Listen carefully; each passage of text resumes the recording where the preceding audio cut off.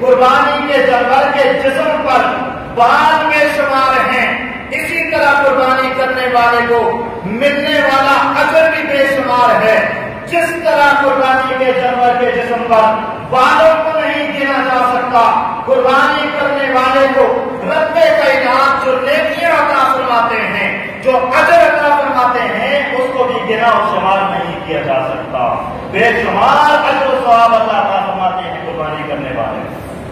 تو فرمایا انہ لیأتی شوم القیامۃ بطرونھا واشعارھا واطلافھا، یہ قیامت والے دن یہ آپ کی قربانی سینگوں کے ساتھ آئے گی، یہ آپ کی قربانی بالوں کے ساتھ آئے گی، گنوں کے ساتھ آئے گی، اور 70 گنا بڑھا چڑھا کر نامہ اعمال میں یہ توڑی جائے گی، آپ کی نیکی والے پلڑے میں اس کو توڑا جائے گا۔ اتنا اجر و ثواب میں قربانی کرنے،